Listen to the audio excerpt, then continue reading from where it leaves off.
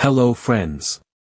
Today, we are going to talk about a coin that might look normal, but some of them are worth a lot of money. I'm talking about the 1983 P. Washington quarter. Most of these coins are only worth 25 cents, but a few rare ones have sold for thousands of dollars. One special coin sold for $15,863. Can you believe that? A simple quarter, worth almost $16,000. In this video, I'll tell you the full story of this coin, how it was made, what makes it special, and how to check if you have one that's worth big money. So sit back, relax, and let's get into it. The Washington quarter has been around since 1932. It was made to honor George Washington, the first president of the United States. The front side of the coin shows Washington's face, and the back has an eagle with its wings open. That design stayed the same for many years. Now let's fast forward to the year 1983. That year, the United States was having some money problems. There was a shortage of coins, meaning there weren't enough quarters going around. To fix this, the U.S. Mint started making a lot more coins. The Philadelphia Mint, which puts a small p on the coins, made over 673 million quarters that year. That's a lot. But here's something interesting. Even though they made so many, the 1983 P quarter is still special to coin collectors. Why? Because many of those coins were used every day. People spent them, dropped them, and wore them out. That means finding one in really good shape is hard. If you have a clean, shiny 1983 P quarter that has not been used, it might be worth more than 25 cents. Let's talk about value now. If your 1983 P quarter looks old, scratched, or dirty, it's probably worth just a quarter. But if your coin is in mint condition, meaning it looks brand new, it could be worth more. Some coins in very good shape can sell for $5, $10, or even $30. That's already a nice upgrade from 25 cents. If your coin is in super good condition, like MS-66 or MS-67, that's what coin graders call perfect coins, then you could be looking at hundreds or even thousands of dollars. Some 1983 P quarters have sold for over $3,000 when they were graded MS-67. And the rarest, most perfect ones can go for even more. But the most exciting part is the error coins. These are coins that were made with mistakes at the mint. And these mistakes can make your quarter worth a lot of money. Let me tell you about some of the most famous 1983 P quarter errors. One of the most well-known is called the spitting eagle.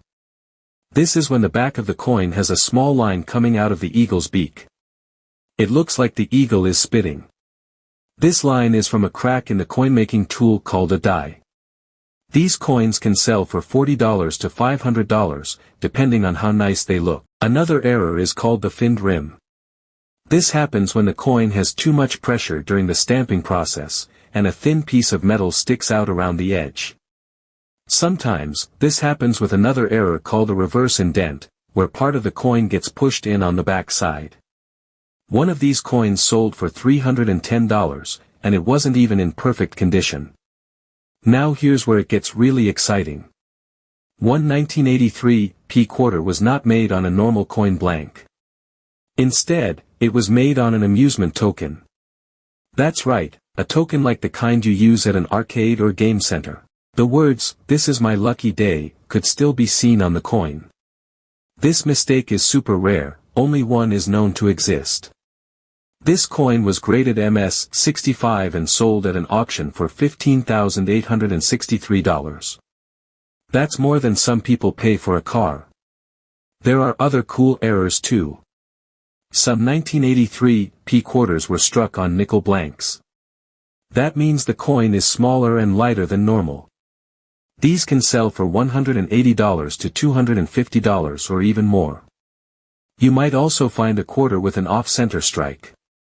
That's when the design is not in the middle of the coin, and part of the picture is missing. If it's way off-center, like 50% or more, these coins can sell for $100 to $300, depending on the condition. Some people have found coins with very strange errors. One 1983 P quarter was found in a vase and had a big reverse error. It later sold for $7,900. That's why it's always a good idea to check old coins that have been sitting around your house. So now you're probably wondering, how do I check my coins? It's pretty easy. First, look at the front and back of the coin carefully. Use a magnifying glass if you have one. Check for any weird lines, cracks, or shapes that don't look normal. Then, look at the rim, the edge of the coin.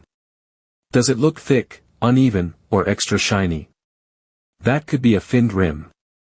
Next, check if the coin looks off-center. Is part of the picture missing? Is the writing cut off? That could be a valuable error too. If your coin looks strange or perfect, you should weigh it. A regular quarter should weigh about 5.67 grams. If it weighs less, it could have been struck on a nickel blank or another wrong planchet.